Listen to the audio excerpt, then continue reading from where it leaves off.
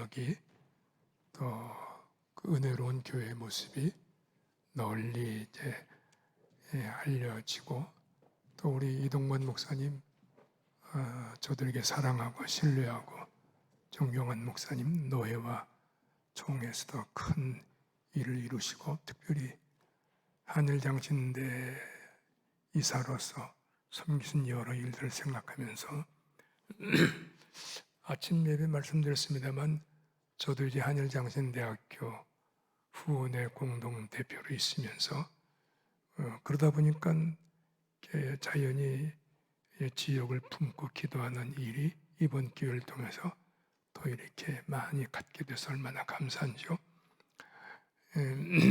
총회를 8년 4개월 사무총장으로 섬기고 WCC 한국 총회를 1년 6개월 섬기는 중에 전국교회를 다녀보게 되면은 교파를 초월해서 우리 전북의 영성과 신앙 순례의 모습이 전국에 큰 울림과 영향을 주고 있습니다. 여러분 이 앞에 보여지는 대로 가을 은혜로운 부흥회에 앞서 말씀하신 이영삼 목사님 또 다음 주에 오실 정영택 목사님 저와 셋이서 한 주에 한 번 정도는 늘 만나서 코이노니아를 이루는 아주 따뜻하고 친밀한 사이입니다. 다음 주에 예비된 정영택 정경총회장의 말씀에 더 큰 은혜의 기대가 되시겠고요. 제가 말씀을 준비하는 중에 사실 1부 예배, 2부 예배 그 본문을 따로 하고 3부 예배도 따로 해서 3편을 준비했다가 이 한 주간 동안에 3번째 그 말씀 준비가 온전하게 되질 않았습니다. 하나님께서 그 말씀을 저에게 열도록 끝내 허락을 하시지 않으셔서 주부에 나온 곳과 달리 1부, 2부 예배를 1부 예배했던 것으로 말씀드렸고 3부 예배는 2부 예배 때 하려던 말씀을 다시 3부로 하게 되어서 성경 본문을 다시 한번 제가 읽어드리겠는데요. 제가 읽을 때 성경은 가만히 묵상을 하고 눈으로 읽는 것도 중요하지만 조용히 마음으로 담는 조용히 눈을 감으면서 들으면 더 말씀이 깊이 새겨지는 때가 저에겐 참 많았어요. 한번 제가 오늘의 말씀 찬찬히 읽을 때 한번 잘 살펴주시죠. 빌립보서 1장 20절, 21절, 22절 3절입니다. 나의 간절한 기대와 소망을 따라 아무 일이든지 부끄러워하지 아니하고 이제도 지금도 전과 같이 온전히 담대하여 살든지 죽든지 내 몸에서 그리스도가 존귀케 되게 하려 하나니 이는 내게 사는 것이 그리스도니 죽는 것도 유익함이니라. 이 말씀의 본문을 가지고 사도 바울이 지녔던 자신의 평생의 소원, 내 평생 소원 이것뿐이다 하는 그 제목으로 함께 말씀을 나누려고 합니다. 제 아버님이 저는 이제 우리 집안의 사남 중에 막내인데요. 제 아버님이 살아계시면 122세입니다.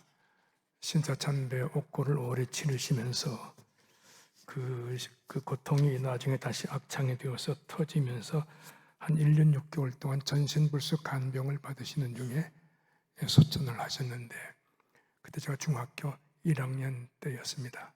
아버지는 8개 개척교회를 하셨는데 그래서 아버지 사랑과 아버지와 친밀함을 갖지 못했어요. 내내 개척교회 다니셨던 제 기억으로는 초등학교 6학년 때 아버지에 따라서 그 부평 쪽에 기지촌이겠죠. 그쪽에 아버님이 저를 데리고 그 양산을 한 20-30km를 절도로 매라고 해서 메고 갔더니 그 기지촌에 있는 여성분들에게 복음을 저는 장사하신 줄 알았더니 그게 아니고 열심히 복음을 전하시는 그 기억밖에 없습니다.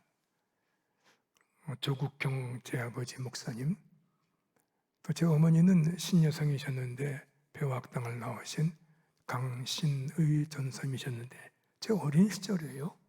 어린 시절에 늘 그 자라면서 들었던 찬송이 늘 마음에 새겨져요. 그래서 그 찬송이 공교회 예배에서 불려지게 되면 제가 자꾸 숙연해집니다. 그 찬송이 내 평생 소원 이것뿐 주의 일 하다가 이 세상 이별하는 날 주 앞에 가리라. 근데 이 노래를 부르는 어머니의 눈엔 그저 어린 나이인데도 눈물이 고이면서 이 찬송을 부르시니 이 찬송을 그렇게 아버지 좋아하셨다는 거예요.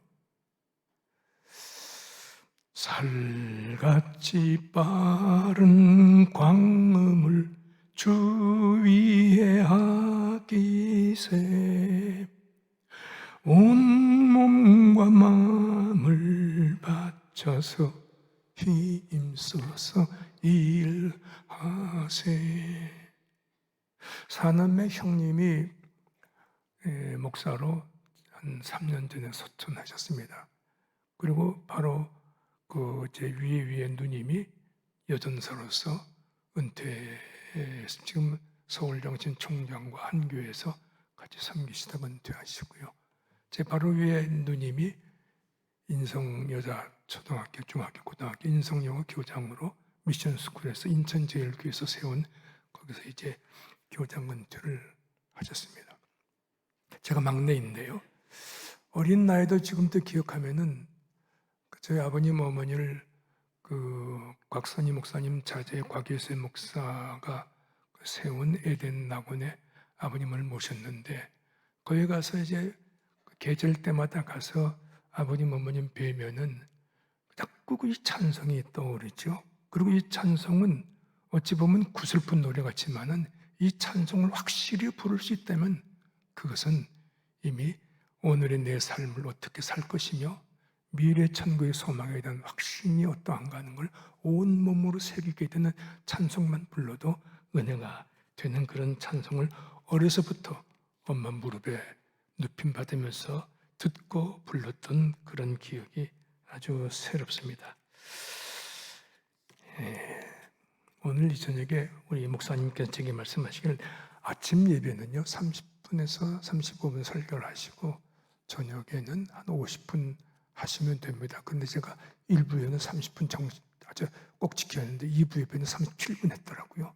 그러니까 이제 50분에서 7분만 빼먹으면 43분 되겠는데 저에게 이렇게 말씀을 전할 수 있는 시간 주신 또 우리 이동만 목사님과 당회 깊이 감사를 드립니다. 왜냐하면은 이 강단에서 말씀을 증거한 분들이 한국교회 다 대표적인 크신 목사님들, 능력 충만한 목사님에게 그분들과 함께 이 강단에 섰다는 것 자체가 저에게 얼마나 큰 기쁨이고 영광이 되겠습니다. 거듭 감사의 말씀 드리면서 오늘 이 제목 내 평생 소원은 이것뿐이다 라고 했던 다윗의 간증에 아침에 말씀을 증언한 대로 믿음이 뭐냐? 믿음으로 산다는 게 뭐냐? 그것은 바로 주의 은혜로를 주의 뜻대로를 그 주의 종으로 살겠다는 다짐 그 자체가 바로 믿음이고 그의 신앙의 삶이다 라는 말씀과 더불어 구약의 대표적인 신앙의 모델이 되는 바로의 다윗 왕이라면 아마 신약에서는 대표적인 모델을 바울로 볼 수 있지 않겠어요? 그래서 오늘 두 번에 주어진 저의 말씀을 바로 구약의 다윗과 신약의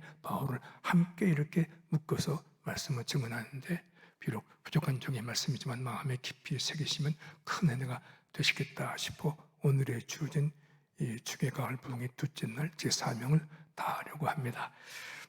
여러분 모두가 다 뭔가 어떤 소원이 있으시죠? 이렇게 중국 사람들은 뭐 어딜 가나 다 부자 되는 꿈만 가지 상징 물건 다 그런 것만 만들지 않습니까? 뭐 좋은 집, 좋은 차, 자녀 성공, 출세 뭐 등등 수많은 그런 우리가 삶의 자리에서 갖게 되는 품고 있는 여러 꿈과 소원이 있겠습니까? 그거 말고요. 그게 뭐 일상 삶 일반 사람을 다 가지는 것이고 오늘 강단에서 제가 말씀드리는 건 성도로서 그리스도인으로서 여러분 무슨 꿈과 무슨 소원이 간직되어 있습니까? 하늘 먼저 물으면서 확인하고 싶은 것이죠. 왜냐하면 저는 전하라는 대로 어렸을 때 가진 꿈이 있었고 지금도 그 꿈을 계속 지니면서 이 꿈 때문에 제 삶이 상당히 좀 역동적으로 되는 걸 느낄 수가 있는데요.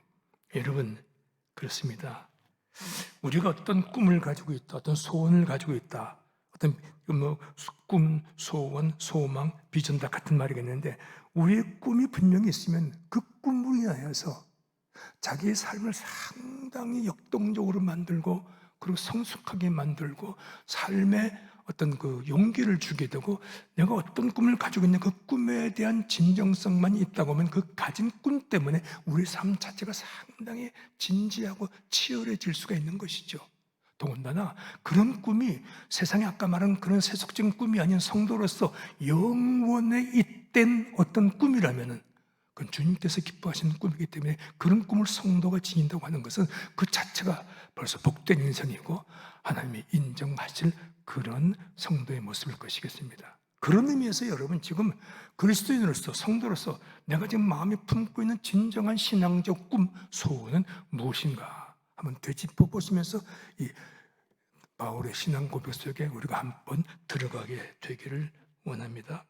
성경은요 사실은 이렇게 저렇게 해석 많이 할 수 있습니다. 성경은 어찌 보면 꿈의 책이에요. 그리고 어떤 사람이 꿈을 꾼다 할 때 그 꿈이 어떤 성격의 어떤 모습을 띠고 있냐에 따라서 그 사람의 인생을 가늠해 볼 수도 있어요. 시시하고 하잘것없는 그런 꿈을 꾼다면 그 인생도 어떤 분이다 하는 게 느껴져요. 근데 아주 고상하고 영원히 잇대어서 목표가 분명하고 바른 정말 진지한 그런 꿈을 가진 사람, 그 꿈을 향해서 달려가는 모습 보면 그 인생 자체가 얼마나 무게 있고 얼마나 가치 있게 자신도 주위에서도 그렇게 보고 평가할 수 있게 되는 것이죠. 제가 성경을 꿈의 책이라고 했는데 구체적으로 얘기해 볼까요? 창세기 12장에 아브라함 믿음의 조상 나올 때 아브라함이 본 꿈이 있습니다. 내 자손이 하늘의 별과 땅의 모래 좀 번성하여지리라. 내가 너를 복의 근원 되기를. 그 꿈을 꿨어요. 이 꿈은 여러 면에서 구체적으로 드러나게 되는 것을 아브라함의 신앙 순리에서 우리 넉넉히 보게 됩니다. 이사야 6장 9장 11절에 보게 되면 바로 이사야가 메시아의 꿈을 꾸게 됩니다. 먼 미래에 나타날 그 꿈을 오늘에 보면서 바로 그 메시아 예언을 꿈으로 선포하는 것을 보게 되죠. 요엘서를 보세요. 말세 남녀 종들이 늙은이나 젊은 할 것 없기에 모두가 다 성령을 부어주리라. 성령의 임재의 꿈을 꿉니다. 에스겔 40장에 보면은 성전문에서 흘러나온 물이 온 천하를 적시는 예루살렘 성전 회복의 이스라엘의 회복의 꿈이 나옵니다. 사도 바울의 꿈도 앞으로 전개되겠습니다만 묵시록 같은 경우를 보세요. 거기에는 새하늘 새 땅에 대한 거룩한 꿈이 나오는 걸 보게 되죠. 엄밀히 말하면 성경 자체가 꿈의 책이고 꿈이 실현되는 과정의 모든 과정과 신앙 순리에 있는 것을 똑똑히 보게 됩니다. 그래서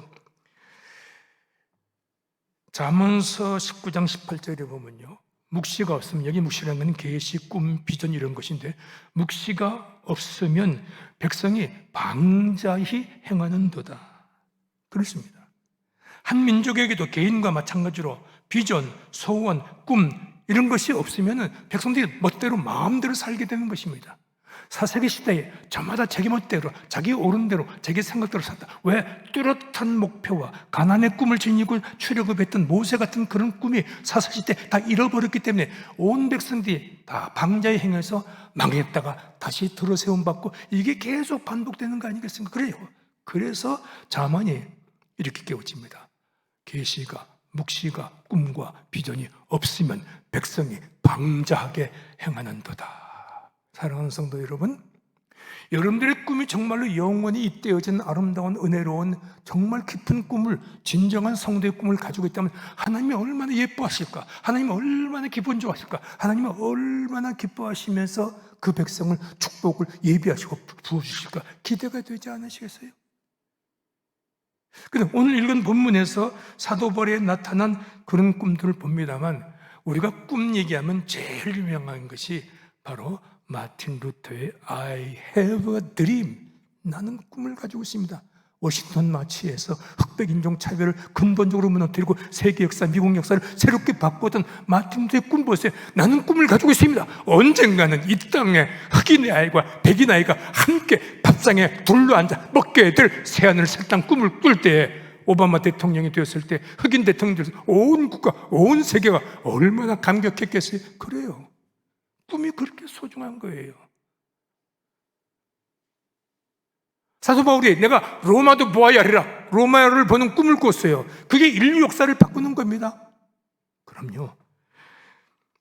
근데 보세요. 오늘 읽은 본문 보면 이게 옥중서신이잖아요. 바울의 옥중서신 넷 중에서 가장 성숙한 신앙과 신학에 농축된 것이고 가장 따뜻한 인격적인 편지라고 주석가들이 말합니다만, 오늘 이 본문에서는 사도 바울이 어떤 처지에 있어요? 옥중에 있어요. 옥중에. 근데 여러분, 2000년 전에 로마 통치하에서의 식민 통치에서의 옥이라는 게, 옥살이가 어떤 거예요? 나중에 다른 서신을 보게 되면 착고에 처해 있다 그랬잖아요. 정치범이에요. 이 사람은 국사범이에요. 그래서 로마 옥중에 갇혀 있으면서 사지가 다 묶여 있고 착고가 채워져 가지고 부자유한 그런 정말 로마 시민들도 불구하고 부당한 대우를 받으면서 정치범은 어느 시대나 동서고금 막론하고 엄청난 시련을 받는 혹독한 옥중 생활 아닙니까? 그런 상황에서 꿈을 얘기해요. 나의 간절한 기도가 이 꿈이래요. 근데 이 옥중에서 만약에 한번 생각해 보세요. 일제치하에 윤동주가 옥살이 할 때, 안중근이 옥살이 할 때 한번 상상해 보세요. 그런 기록들을 보게 되면은 옥중에 있는 사람이 뭔가 꿈을 꿀 수 있다면 아마 이런 꿈이겠죠. 빨리 석방이 되었으면 좋겠다. 자유의 몸이 되었으면 좋겠다. 옥중 생활의 서러움과 고통 때문에 그렇지 않겠어요? 아니, 그러면은 조금 더 한 차원 높이 올라간다면, 이 백성, 우리 민족, 서러움 당하는 피압방 민족, 어떻게 이 민족이 독립되었으면 좋겠다. 옛날에 일제치하에 독립의 꿈을 꿨던 성도들처럼 그럴 수 있겠죠. 더 고상한 꿈을 꾼다면 지금까지 선교 여행하다가 빌립보 감옥에 갇혔으니 이제는 좀 감옥에 석방돼서 빨리 세계 선교 현장으로 달려나갔으면 좋겠다. 이런 게 옥중에서 가질 수 있는 1단계, 2단계, 3단계 그런 꿈일 수 있지 않겠습니까? 그런데 읽은 본문 보니까는 그게 아니야. 옥중에서 석방돼서 자유의 몸이 되고 싶다. 민족 독립을 향한 강렬한 민족 사랑의 꿈을 가지고 있다. 아니야. 세계 선교를 그동안 온몸 바쳤는데 그걸 계속 하고 싶다. 그게 아니라 나의 간절한 기대와 소망이 뭐냐? 본문을 다시 한번 읽어봅니다. 나의 간절한 기대와 소망을 따라 이 꿈의 성격이 뭐냐면요, 간절한 소망을 했어요. 아주 간절한 꿈이래요. 간절한 소원이래요. 근데 이 소원은 어떤 간절한 것뿐 아니라 부끄럽지 않다. 그 말하면 당당하다. 숨기지 않고 당당하게 이 꿈과 이 소원과 이 비전을 말하겠다 한 그런 꿈이에요. 근데 그 꿈이 한 걸음 더 나가서 뭐라고 하는가 하면은, 지금도 온전히 전과 같이 담대하게, 예나 지금이나 알파고 오메가, 시종, 오늘 가졌던 꿈이 내일은 달라질 수 있는 그런 게 아니라 오늘 꾸었고 내일도 꾸고 영원토록 주님 앞에 갈 때까지 계속 이제도 온전히 담대하게, 그런 꿈이랍니다. 예나 지금이나 한결같은. 거기다가 참 지독한 꿈인데 마지막에 뭐라고 하는가 하면요, 살든지 죽든지 생사를 초월한 꿈이래요. 만일에 여러분 가운데 어떤 성도가 이런 꿈을 가지고 있다면 그 사람은 얼마나 행복하겠어요? 네. 생사를 초월해서 옛날에는 지금이나 아주 일관되게 가지고 부끄럽지 않냐고 담대하게 간절한 이런 소망을, 이런 꿈과 이런 비전을 혹시 여러분 있으세요? 저 있어요. 전 있습니다. 이따 말씀드릴게요. 여러분 혹시 그런 꿈 있어요? 간절한 기대와 소망, 생사를 초월한, 이제도 온전히 전과 같이 시종유일하게 담대하게 살든지, 아이고 세상에, 이런 꿈이랍니다. 그러니까 이런 꿈을 생각해 보면요, 뭐는 자유의 몸이 되는 옥중 석방이라든가 민족 독립이라든가 세계 선교 꿈, 그걸 훨씬 더 초월하는 본질적인 궁극적인 꿈이 되는 거 아니겠어요?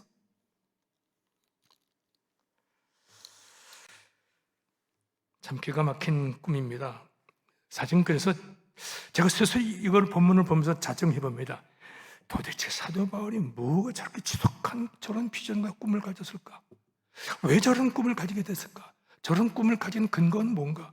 그렇게 이걸 살펴보려니까는 빌립보서 전체를 보게 되었고, 빌립보서 전체를 본 게 아니라, 아니지, 사도 바울의 10세의 서신을 다 꼼꼼히 봤죠. 목사님 감사해요. 이번 기회에 빌립보서뿐 아니라 한 번 다시 바울 서신 13권을 다 봤어요. 여러분 아시는 대로 신약성경 27권 가운데 절반이 바울이 쓴 거 아닙니까? 27권에 13권. 사도행전의 3분의 1은 제자들, 3분의 2는 바울 행전 아닙니까? 그러니까 신약성경의 절반을 바울이 썼다는 얘기예요. 그래서 13권 전체와 사도행전 끝까지 꼼꼼히 살펴본 다음에 아하, 맞아 바울이 이런 꿈으로 선포할 수밖에 없었던 이유가 여기 있구나 하는 걸 온몸으로 깨닫게 되면서 나도 내가 지닌 꿈이 이런 꿈인가? 조금 모자르지만 그래도 가까이 갈 수 있네? 얼마나 감격했는지요. 이거 여러분들에게 소개하고 싶은 거예요. 오늘요, 제가 간직했던 말씀이기 때문에. 여러분 아시는 대로 이 바울 사진 전체 보니까 바울에게 이런 존재를 부각시키고 설명할 수 있겠더라고. 들어보실래요? 선교사 바울, 이민 목회자 바울, 신학자 바울, 교회 행정 지도자 바울, 상담사 바울, 에큐메니스트 바울, 에반젤리스트 바울, 교회 개혁과 개척자, 교회 설립자, 혁명가, 운명가, 뭐 등등등등. 그런데 가장 적합한 사도 바울의 명칭 직함을 붙일 수 있다면 비저너리, 꿈꾸는 사람, 꿈의 사람, 마치 요셉처럼. 자, 그러면은 여러분, 혹시 아까 말씀드린 43분을 초과해도 좀 양해해 주실 것은, 제가 오늘 저녁은 또 언제 오겠어요? 내일 제가 어떻게 될지 모르는데, 그러니까는 조금 시간 늦어도 깊이 이해하시고 이 꿈 좀 같이 좀 나누고 좀 새기자고요. 그러면은 제가 깨달은 대로, 말씀에 있는 대로 사도 바울이 이렇게 지독한 열망의 꿈을 가질 수 있었던 무슨 근거가 있겠는데 뭘까? 첫 번째요, 보니까 사도 바울은 어떤 사람이었습니까? 예수 믿는 사람 잡아 죽이려고 세상에 대한 공문을 가지고 다마스커스로 가다가 예수 만났잖아요. 다시 말하면 이 사람은 로마 시민권자의 권력을 가진 사람입니다. 출세지향적인 사람이었습니다. 옛사람이었습니다. 세속의 사람이었습니다. 가진 건 다 가진, 그리고 권위 있는 그런 사람이었습니다. 자기 계획대로 자기 뜻대로 사는 사람이었습니다. 랍비였습니다. 유대 지도자였습니다. 그렇게 살 때는 예수 안에 사는 삶의 축복과 은혜를 몰랐었을 거예요. 계속 출세지향주의겠죠. 세속인이었습니다. 옛사람이었습니다. 그런데 다마스크에서 주님을 만난 다음에 아나니아에게 치료를 받고 아라비아 광야에서 영성 수련을 한 다음에 다시 자기 삶이 새로워지게 되면서 보니까 어떤 깨달음이 있었는가 하면, 박해자 있고 핍박자였던 내가 예수를 증거하는 사람이 됐다. 내 인생이 옛사람으로 있다가 새 사람이 되었다. 세속인이었다가 영의 사람이 되었다. 이런 등등을 다 깨닫고 보니까, 자기 존재의 새로움을 깨닫고 보니까 이거 정말 참 감격스럽기 짝이 없는 거예요. 다윗처럼 주의 은혜로 내가 무엇이건데 나를 이렇게 영원하게 하셨어요. 제가 무엇이건데. 사도 바울도 그런 심정이었을 거예요. 그래서 그는 그럽니다. 허물과 죄로 죽을 수밖에 없는 저 아니었습니까? 에베소 2장에서 과거에 나는 회방자여 포악자여 핍박자여 죄인의 괴수였던 내가 예수 안에서 새 존재가 되어 지금은 부름받아 영생을 얻게 된 것도 감사한데, 이 복음을 세상에 알리는, 세계 선교하는 이런 종으로 나를 거듭나게 하시니 주여, 내가 무슨 꿈이 있다면 뭐가 있겠습니까? 주님을 내 몸에서 존귀케 하며 사는 삶이 제 비전이에요. 제 꿈이에요. 제 소원이에요. 제 평생 소원 이것뿐이에요. 하지 않겠습니까? 한번 생각해 보세요. 그래서 그가 뭐라고 말하냐면요, 그 빌립보서 고백에 나옵니다만, 예수 그리스도를 알고 그 안에 새 존재가 된 다음에 지금까지 그것을 위해서 살아왔던 모든 영광, 로마 시민권, 랍비, 율법학자, 무슨 그 모든 자랑스러운 인간의 모든 과거의 유산들을 뭘로? 배설물로, 좀 강대에서 지집어내면 똥으로 여겼대요. 똥으로. 그럴 수 있어요? 장래가 완전히 보장된 이런 대단한 사람이 예수 안에서 새롭게 자기가 발견되어 새 존재가 되고 보니까 세상에 달라져요. 인생관이, 가치관이, 삶의 목적이, 모든 것이 새로워지는 거예요. 새로. 예? 거룩한 흥분을 견딜 수가 없는 것이죠. 이런 사람이 소원을 얘기할 때, 비전을 얘기할 때, 꿈을 얘기할 때 내 몸에서 예수 그리스도께서 존귀하게 되도록, 그건 내 삶에서 예수님 영광에 살겠다는 거 아니겠어요? 그게 자기의 소원이랍니다. 정말 파란만장한 삶이었죠. 예수 안에 새 생명 얻은 다음에 40년의 암살대가 조직돼서 자기를 죽이려는 사람이 얼마나 많았습니까? 고린도후서 11장에서 12장 초반까지 나오는 그가 선교여행하면서 겪었던 그 고통이 얼마나 많았습니까? 40이 하나 가면 매를 3번이나 맞았고 물에 빠져 죽을 뻔했고 굶었고 잠자지 못했고 얼마나 고생스러운 파란만장의 인생이었습니까? 근데 그게 그 고생이 아니었다는 거예요. 전에는 그런 거 조금만 손해보는 일도 조금만 고통스러운 게 있어도 못 견딜 정도로 존재 전체가 흔들리는 그런 느낌이었어요. 지금은 그게 아무것도 아니에요. 그건 마땅한 거고 그건 내게 오히려 자기 말대로 예수 그리스도의 흔적이고 이런 긍지로 기쁨으로 살았던, 왜 그가 자기의 간절한 기대와 소망이 내 몸에서 예수께서 존귀케 되기를 원하는가? 자기가 완전히 예수 안에 새 사람 되었기 때문에 이 기쁨과 이 감격과 이 영광을 뭘로 헤아릴 수가 없어요. 나 같은 죄인 살리신 바로 그 사람의 찬송시 같이. 그래서 그렇지, 사도 바울이 뭔가 평생 소원이 이것이라고 말했던 것, 이렇게 간절하고 생사를 초월하고 알파 오메가 이런 담대한 이 꿈이, 버릴 수 없는 이 꿈이, 자기를 그렇게 새로 펴주신, 새 존재로 만들어주신 그 주님을 찬양하고 그 주님을 자기 몸에서 존귀하게 하는 게 내 삶, 이럴 수밖에 없었던 거예요. 한번 여러분에게 이런 좀 여쭈음을 하면은 어떤 생각을 하실지 싶어요. 여러분, 시시한 거 말고 하잘스러운 거 말고 예수 믿었으니 예수 안에서 내가 지금 가진 여러분들의 비전, 여러분 꿈이 뭐요? 뭡니까? 바울의 꿈에 한 번에게 나를 대비시켜 보시면 어떻겠습니까? 존재 자체가 새로워져요. 네, 근데 만약에 바울이 그런 꿈을 가졌으니 말이지, 하나님께서 하늘에서 보시고 아이고 얼마나 존귀하게 이겼을 것이고 얼마나 이 사람을 가까이 끝까지 보호하셨겠어요? 꿈이 자기 영광을 위해 살겠다는데 안 그렇겠어요? 여러분 그런 꿈 좀 한번 꾸보셨어요? 꾸세요. 여러분 자신을 위해서 행복이 쏟아집니다. 기쁨과 감사가 넘쳐나게 된단 말이죠. 그런데 이것만일까? 아까 말씀드린 대로 신약 성경 전체를 살피면서 계속 느껴진 게 그거지요. 이것만일까? 예수 안에 새 존재 된 것은 누구나 다 평범할 수 있는 그런 전체의 공동소유인데 왜 바울만 이렇게 특장의 이런 꿈을 얘기할까? 그랬더니 두 번째 그럴 수밖에 없는 이유를 제가 바울 서신에서 찾습니다. 여러분 아신 대로 사도 바울은 성경학자들의 분석에 따르면은, 신약 학자들의 분석에 따르면은 예수님보다 몇 살 아래에 있을 것이고 30세 전도 많이 했을 것이고, 그러면 그 이후에 1차, 2차, 3차 전도여행하고 마지막에 로마까지 갔고 학자들이 얘기 때문에 스페인까지 갔다 그럽니다. 성경에는 스페인 갔다는 얘기는 나오지 않는데 대개 신약학자들은 스페인까지 가서 그 흔적이 지금 역사적인 흔적이 있다잖아요.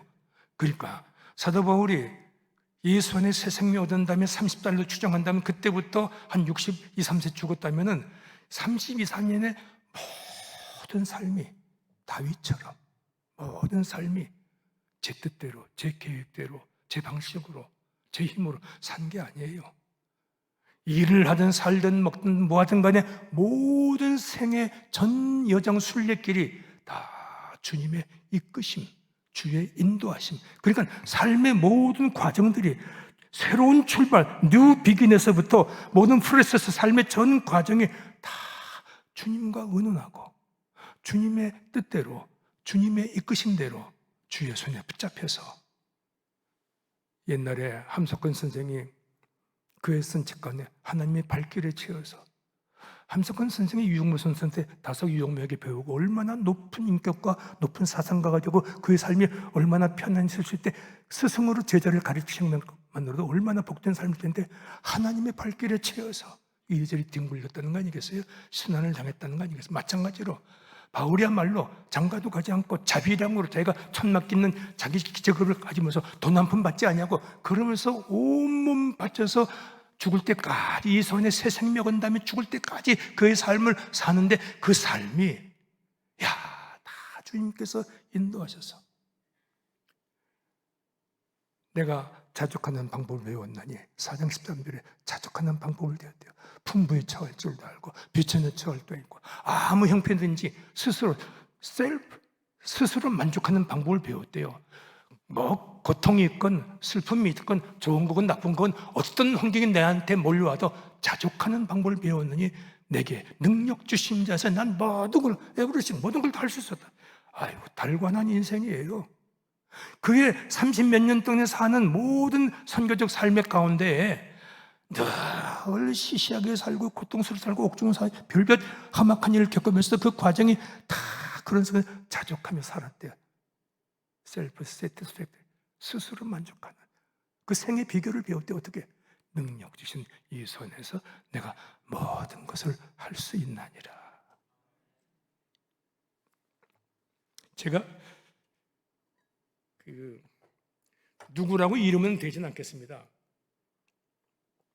존경하는 호남의 대스승 되신 목사님인데 그분에게서 그 교회에서 부목사 생활을 했던 목사님의 DNA를 가지고 큰 영감을 받고 교회 개척을 나갔습니다. 1년 뒤에서 아주 은혜롭게 한 70명이 모였습니다. 2년 차 되니까 150명 됩니다. 3년 차 되니까 300명이 됩니다. 너무 기뻐서 자기의 스승 되신 멘토 되신 목사님에게 목사님 제가 이렇게 해서 목사님 담고 배워서 이렇게 은혜 중에 잘 왔습니다.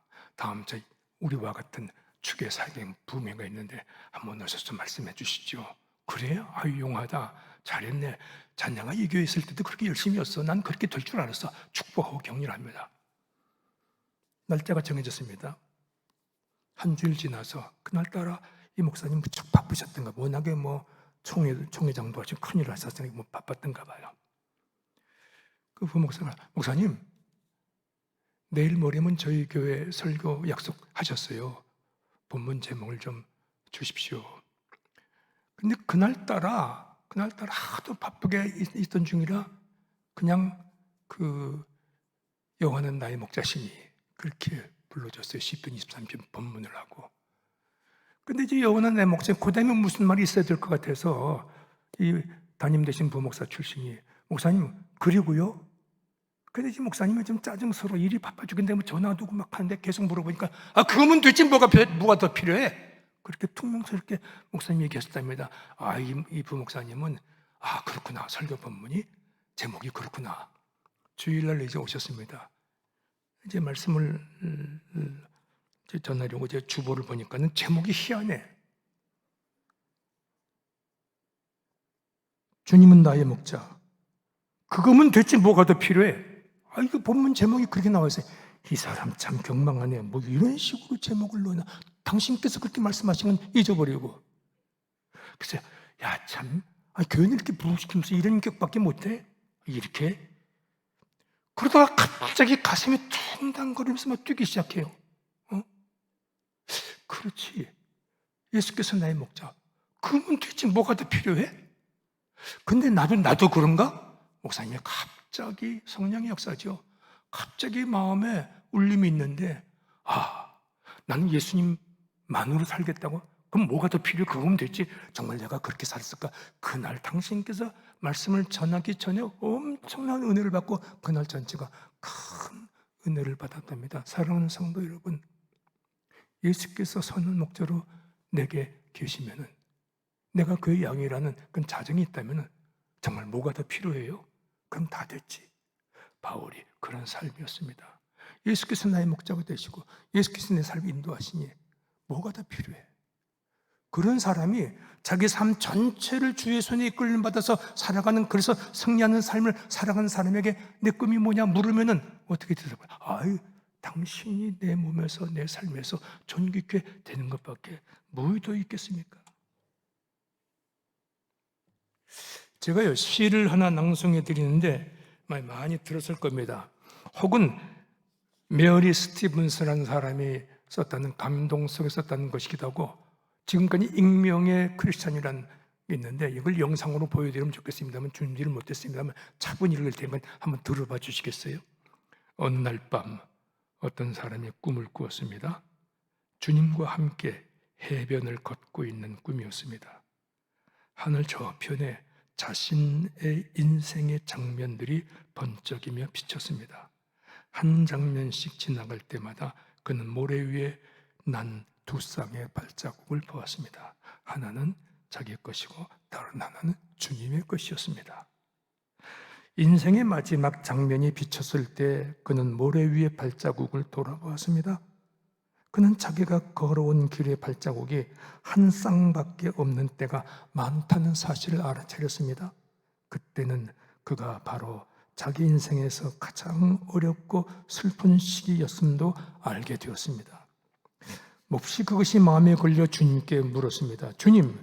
주님께서는 제가 당신을 따르기로 결심하고 나면 항상 저와 함께 동행하시겠다고 하셨습니다.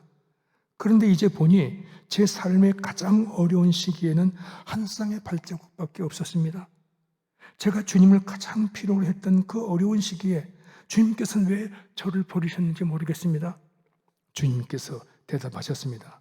나의 소중하고 소중한 아들아, 나는 너를 사랑하기 때문에 너를 결코 버리지 않는다.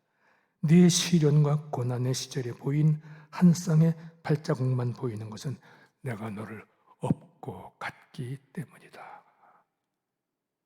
제 그 작은 누님이 인성여고 교장으로 은퇴했다는 얘기를 아까 말씀드렸는데, 제 누이가 교장으로 있을 때 교장 생활 7년 매년 졸업식 때 요거 하나 읽어주고 2, 3분 얘기하고 졸업생 여러분 주님과 동행하세요. 그리고 졸업 교장 훈시를 마쳤다고 해요. 아까도 아침에도 말했습니다만 우리 평양이 아닌 양평에 살고 있는 은퇴 후배 목사님 사모님이 한 분이 우리 누님의 제자였는데 이걸 기억하더라고요. 졸업식 때 이것을 읽어주었습니다. 그래요. 시련과 환란이 있을 그땐 같이 걸어가다가 주님 발자국이 없어요? 업고 간 거예요, 업고 간 거.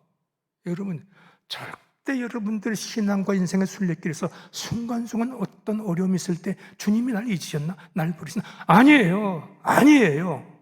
주님이 여러분을 업고 힘들게 가신 걸음이란 거예요. 바울이 이런 믿음의 자기 인생과 삶의 순례길을 이렇게 살았던 그런 뚜렷한 자기 깨우침이 있었기 때문에 내 간절한 기대와 소망은 이제도 언제 담대와 천과 같이 살든지 죽든지 내 몸에서 주님만이 존귀하게 되기를 원하는 것이 저의 소원입니다. 제 평생 소원입니다.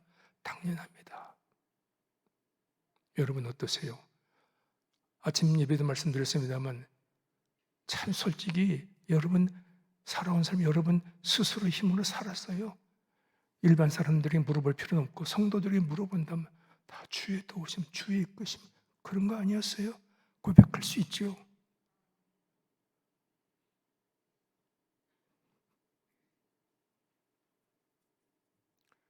세상사 슬픔과 고통 없는 사람 누가 있어요? 그런데 우리 주님은 나를 지으신 창조주이고 어버이고 어머니시기 때문에 나를 낳으시고 나를 기르시고 아침에 말씀드린 대로 나밖에 없는 것처럼 그렇게 지역한 사랑으로 나를 사랑하신 그 주님인데 나의 작은 신음까지도 다 기억하시고 알고 계신 내 삶, 내 존재 전체를 알고 계신 주님이 여러분들 인도하시는 걸음에 에브리싱 모든 것이 결국은 합력하여 선을 이루는 길이라는 것을 믿으시겠어요? 그 믿음을 지닐 수 있다면 왜 내 꿈과 소원이 적당 그렇게 될 수가 있겠어요? 내 몸에서 주님만이 존귀하게 되게 하소서 아니겠어요? 그런데 제가 이제 아까 말씀드린 대로 서신서를 보고 깨달은 또 하나의 깨달음이 왜 이 바울이 이렇게 자기의 소망이 지독한 소망이 이런 것이라고 했을까? 그래서 제가 발견한 게 또 하나 마지막으로 있습니다. 그거는요. 자기 삶의 존재가 전혀 새로운 사람으로 인생의 새로운 출발 거듭난 삶이 예수 안에서 있기 때문에 뿐만 아니라 그의 모든 30여 년의 삶의 전 순례길이 험한 세상 나그네 길, 신앙의 순례길이 다 주님의 이끄심을 분명히 깨달았기 때문에 근데 한 걸음 더 나아가서 자기 삶의 마지막이 당신께서 예비하신 나라가 있다는 확신 때문이었어요. 디모데후서 4장 7절 8절 경우를 보게 되면 여러분 잘 아다시피 사도 바울의 종말론적 신앙 고백이 아니겠습니까? 그 사도 바울의 종말론적 신앙 고백을 보게 되면 얼마나 장엄합니까? 십자가 군종으로서의 살아간 그 삶에 내 앞에 의의 멸관이 예비되었다. 아까 말씀드렸습니다. 에덴 낙원에 아버지 어머니를 모셨는데 아버지 어머니는 제일 좋아하는 성구, 그리고 성구를 받게 합니다. 성구에 아버님에게는 바로 이 디모데후서 4장 7절 8절, 어머니에게는 시편 18절입니다. 나의 힘이 되신 여호와여, 내가 주를 사랑하다. 투기였습니다. 나의 달력을 다 마치고 믿음을 지켰으니 이제는 의로진 재판장에서 내게 예비하신 멸류관을 줄 것인데 사망은 너희 모두에게다. 그러니까는 사도 바울은 삶의 새 출발이 과정도 그렇지만 마지막 종말이 주의 손에 붙잡혀서 그의 영원한 나라에 상금 받을 것에 대한 소망의 신앙이 너무나 뚜렷했기 때문이에요. 예. 저는요, 여러분, 저는 성경에 나타난 대로 천국을 믿어요. 누가 뭐라고 해도 요한계시록에 나타난 새하늘 새 땅, 새로운 땅, 그 세상을 그대로 저는 믿는단 말이에요. 그 나라에 갈 생각을 확신 가지니까 야, 이건 별세계에 사는 사람으로서 시시한 소망으로 그걸 굴절시킬 수가 없는 겁니다. 전도서 3장 10절 11절에 보면은 인생에게 내일을 알 수 없게 했지만은 그러나 영혼을 사모하는 마음을 주셨다. 전도서 코엘렛 기자가 그렇게 말합니다. 그래요. 우리 내일 일을 몰라요. 한치 앞 일도 몰라요. 그래서 불안할 수도 있어요. 믿지 않는 사람들에게. 그런데 잠언 코엘렛 이 기자가 전도서 기자가 말한 것처럼 하나님께서 내일을 모르게 하셔서 우리가 답답할 것 같지만 그럼에도 불구하고 하나님께서 우리들에게 영원을 사모하는 그런 마음을 주셨대요. 영원을 사모하는 마음, 그 천국에 대한 기대가 없는 사람에게는 이 땅을 시시하게 살아가도 상관없어요. 그런데 우리는 영혼을 품고 있기 때문에 이 땅에 살면서 천국을 살고 있기 때문에 이 땅을 시시하게 아무렇게나 막 살 수가 없는 거예요. 주님이 원하신 대로 살아갈 수밖에 없는데 사도 바울이 그렇게 산 삶이었습니다. 그런데 하나 여러분 주목해 보세요.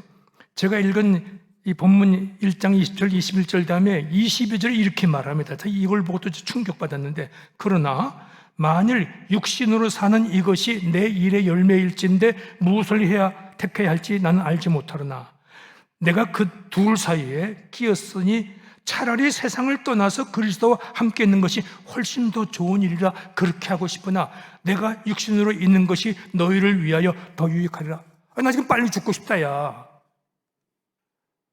말은 그렇게 하지만은 고난이 얼마나 심했겠어요. 그러니까 야 빨리 죽고 싶다. 옥중에서 빌립보 성도들이 그렇게 말한 거야. 야 나 빨리 죽고 싶어. 빨리 천국, 빨리 주님과 함께 가고 싶어. 그러나 내가 이 땅에 그래도 목숨 부치해서 살고 있는 것은 나 자신 위해서가 아니라 내 유익 위해서가 아니라 바로 너희들 위해서야. 너희들의 신앙의 진보를 위해서야. 너희 피로 값죽은 성 교회를 위해서야. 그러니까 자기는 빨리 죽고 싶대요. 솔직히 그런 게 없지 않아 있을 겁니다. 빨리 천국의 영광을 받기 때문에 빨리 가고 싶지만 그러나 있는 동안 너희를 위해서 내가 필요할 수밖에 없겠구나. 그런 표현 아니겠습니까? 사랑하는 성도 여러분, 긴 말씀을 들을 이유가 없습니다만 사도 바울의 고백은 골로새서에 있는 말씀 가운데 위의 것을 찾으라 하면서 그렇게 말합니다. 바로 우리는 천국의 시민권자라고 빌립보서에서 또 증언하고 있습니다. 이 땅에 있지만 천국에 있다는 시민권자입니다. 미국 시민권 가진 사람이 엉성한 긍지를 갖고 있대 그거 비교가 안 되는 거예요. 우리는 천국의 시민권자입니다.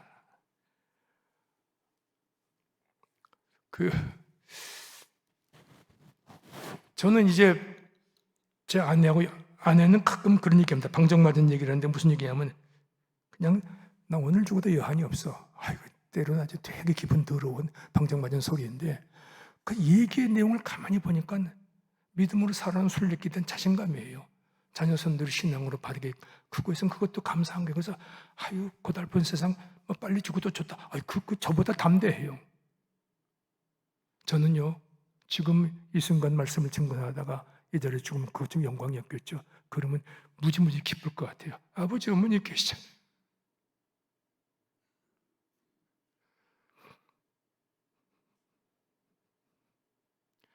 아버지 사랑을 많이 못 받았기 때문에 어린 나이에 돌아가셨기 때문에 지금 내가 주님 부르심 받아도 기분 좋을 것, 신날 것 같아요. 진짜예요. 그래서 저는 이 땅 사는 날 동안에 시시하게 살고 있지 않아요. 아무렇게나 살 수가 없어요.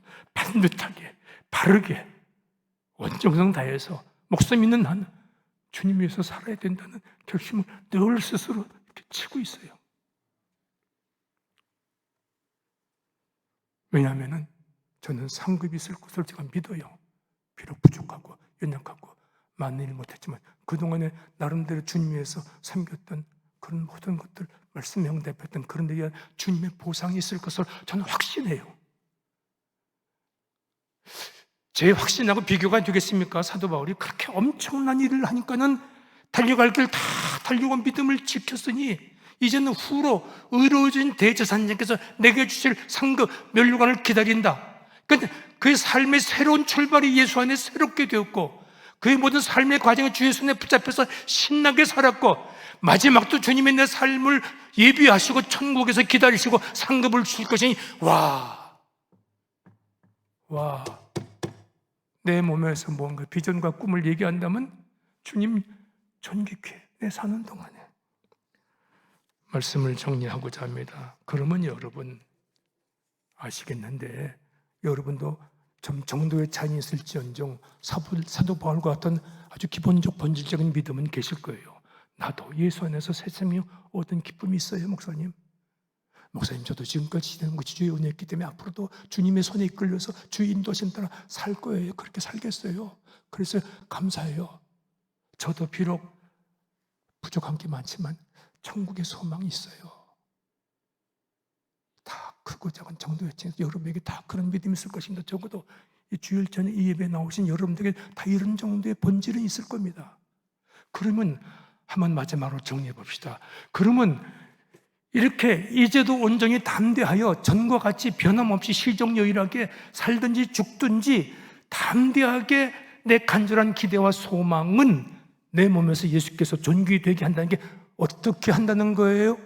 그걸 마지막으로 증언하고 함께 이 말씀을 나누려고 합니다.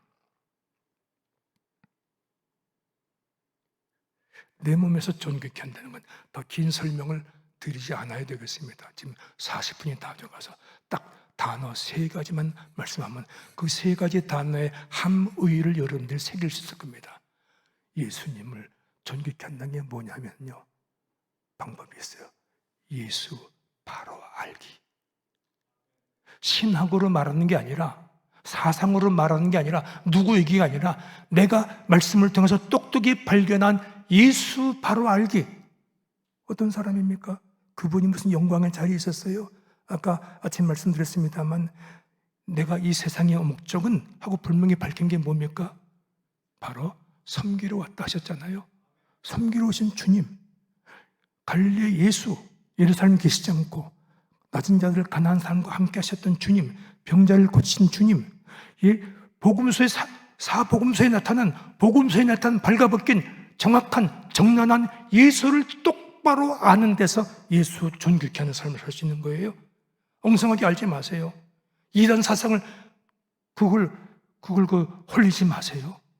위대한 어떤 사상가가 무슨 말을 했다, 아니 성경에 복음서에 나타난 예수께서 사신, 예수께서 가르치신 그 말씀을 통해서 예수님을 바로 알아야 돼요.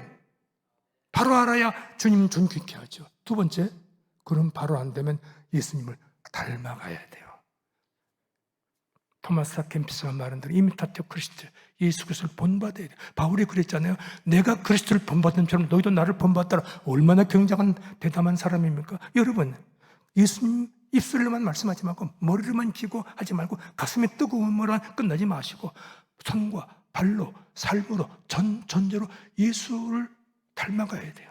마지막으로 그 예수를 살아야 돼요. 그래서 예수 바로 알기, 예수 닮기, 예수 살기를 통해서 주님을 영화롭게 할 수 있을 것이죠.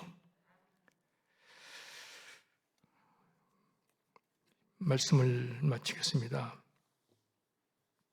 웨스트민스터 서열이 문답에 세례교인 될 때, 안수 집사, 권사, 장로, 목사 될 때에 묻는 첫 질문이 있습니다. 장로교 신자로서 인생의 제일 되는 목적이 무엇이뇨? 물으면 영원토록 즐거워하며 그를 영화롭게 하는 것이다. 무슨 말이죠?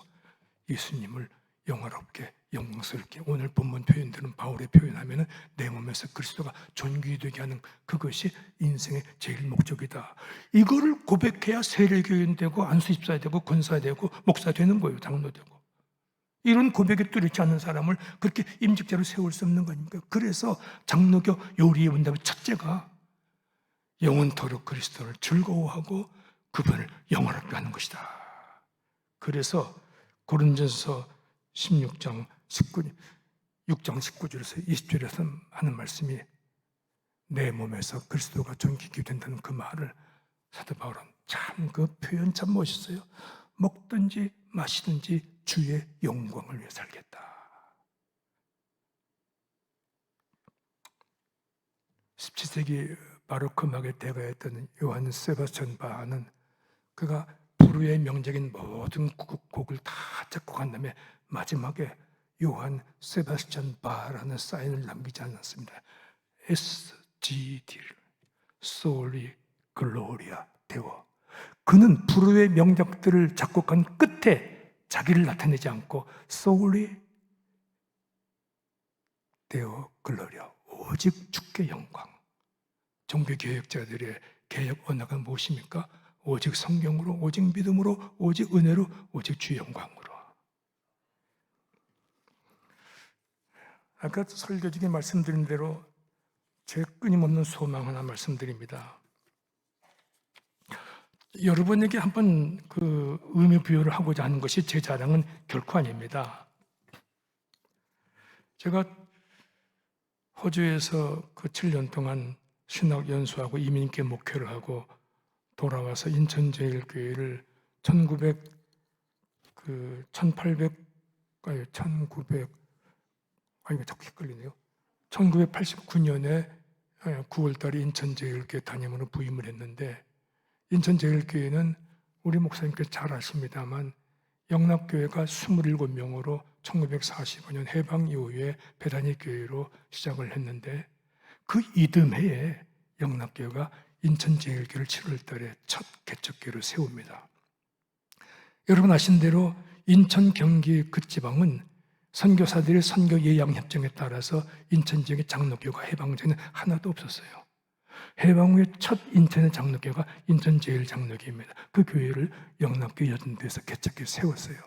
그래서 인천제일교회 담임 목사는 늘 새해가 되면은 바로 몇 분 장로님들과 함께 한경재 목사님을 예방해서 새해 인사를 합니다. 남한선생 연퇴해서 계실 때에 1990년인가 91년인데 새해 목사님 인사 갔을 때 목사님이 임자, 자네 아버지 참 훌륭하신 목사님이었어. 저희 아버님이 한경재 목사님, 이경 목사님 절친이셨어요. 1년 선배이시거든요. 저희 아버님이.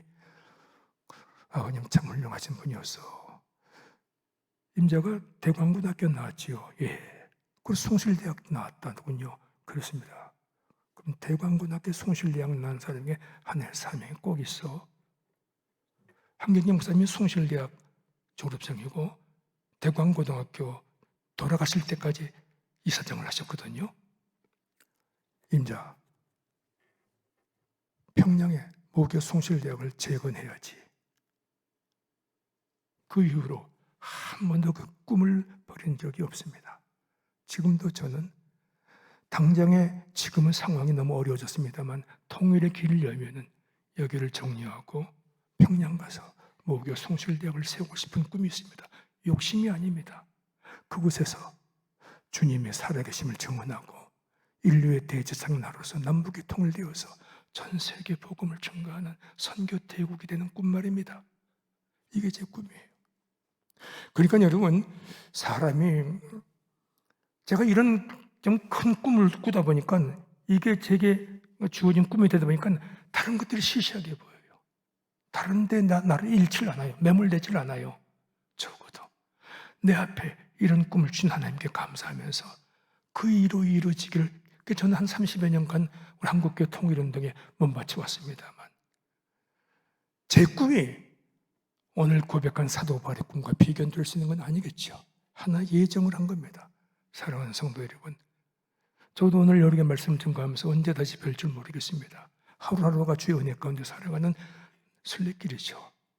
이 땅 사는 날 동안 주님 앞에 설 때까지 사도 바울의 이 고백, 나의 간절한 기대와 소망을 따라 아무 일이든지 담대하게, 이제도 언제나 담대하여 내 몸에서 그리스도가 존귀케 되기 원하니 이것은 내가 사는 것이 그리스도니 죽는 것도 유익함이라. 오호라, 내 평생 소원, 꿈이 뭔가, 비전이 뭔가, 비전어리로서 사는 삶이 무엇이어야 되는가?